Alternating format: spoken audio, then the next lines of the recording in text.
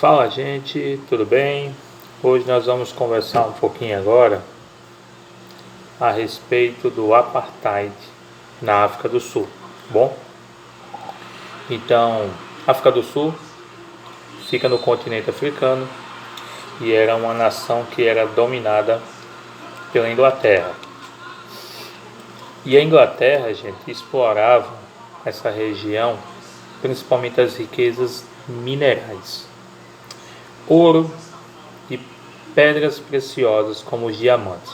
Bom, então todas essas riquezas elas eram dominadas e utilizadas pela Inglaterra. Só que os africanos não aceitavam esse domínio, mas também não tinham tanto poder para reagir. E em 1910 foi formado a União da África do Sul. Essa formação dessa União da África do Sul representava duas coisas. Primeiro, o início do rompimento das relações entre as pessoas que viviam na colônia com a metrópole inglesa. E segunda coisa, representava os interesses de uma elite minoritária descendente de europeus. Então, essa União da África do Sul representava os interesses de um pequeno grupo de brancos descendentes de europeus que viviam na África do Sul. E o que é que eles queriam? Eles queriam romper ligações com a Inglaterra para poder eles usufruir as riquezas minerais dessa região. E aí, vamos entender. Essas disputas vão continuar existindo até o fim da Segunda Guerra Mundial, quando acontece o enfraquecimento do controle inglês. E aí essa União da África do Sul passa a ser dominada e passa a ser independente da Inglaterra, que deixa de dominar essa região. E é formado em 1961 uma república muito segregacionista. O que é segregacionista, professor? Quer dizer que é preconceituosa e que separa as pessoas pela etnia, no caso brancos e negros. Na África do Sul, gente, forma-se um governo chamado de apartheid, certo? Então, o apartheid é uma forma de governo em que só quem tem direitos são os cidadãos, e os cidadãos só eram as pessoas de cor branca. Então, se você fosse negro, você não seria considerado um cidadão e você não teria direitos garantidos a cidadão.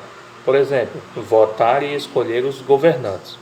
Então, os negros não votavam. Só quem votavam eram os brancos. Então, os brancos governavam, controlavam a polícia, o exército e etc. Tinham os melhores empregos e os negros viviam na miséria e em grandes dificuldades. Certo? Só para vocês terem uma ideia, gente, nós temos nessa página 18 um gráfico que mostra a distribuição etária da população da África do Sul em 1961. E aí diz que a grande maioria corresponde a negros, certo? Os brancos de origem europeia correspondem a menos de 1/3 da população, da quantidade de negros. E aí nós vamos ver que tem pardos e que tem asiáticos também em pequena quantidade, ok? Como era de se esperar, em um regime tão segregacionista, em um regime tão preconceituoso e perseguidor, os negros reagiram.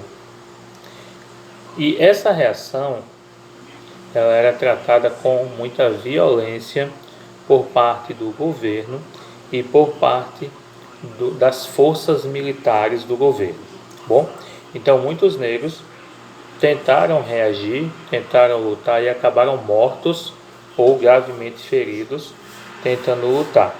Formou-se então, gente, liderado por Mandela,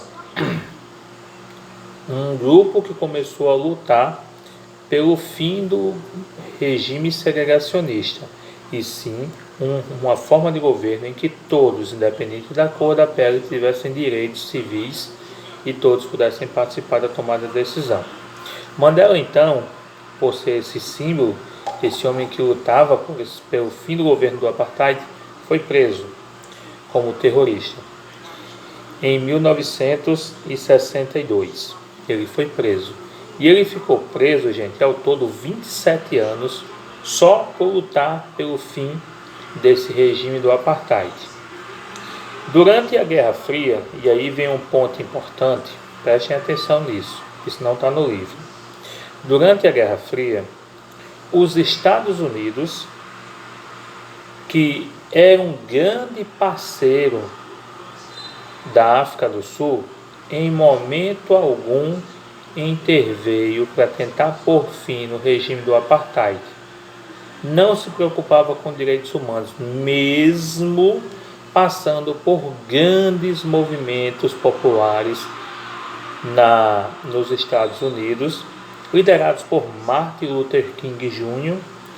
e o movimento dos Black Powers, que lutavam pela igualdade civil entre brancos e negros, coisas que foi conseguido nos Estados Unidos, né? Os negros passaram a frequentar universidades, passaram a receber salários melhores, passaram a participar das eleições. Então, nos Estados Unidos, esses governos segregacionistas, eles chegaram ao fim. Mas os Estados Unidos não interferiram lá. E por quê? Porque assim, nós estamos falando em Guerra Fria.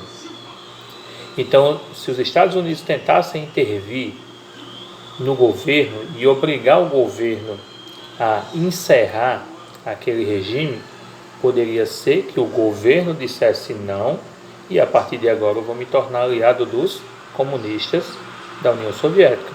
Então os Estados Unidos não fizeram absolutamente nada, porque temiam que uma pressão externa resultasse na perda de um aliado muito rico em ouro e recursos minerais. Então por isso que ele não fez nada, certo? Mas de 61 até 90, houve uma grande pressão popular de outros países, fazendo com que as questões civis, os direitos humanos, que não estavam sendo respeitados na África do Sul, passassem a ser vistos e discutidos em outras nações. Em meio a todo esse debate, em meio a toda a pressão da opinião pública, no ano de 1990, Nelson Mandela foi solto, depois de 27 anos de prisão. E aí, gente, depois que ele foi solto, o povo se inflamou ainda mais, né? E viu que se continuasse a lutar, a realidade política e civil do seu país poderia mudar. E aí eles continuaram a lutar.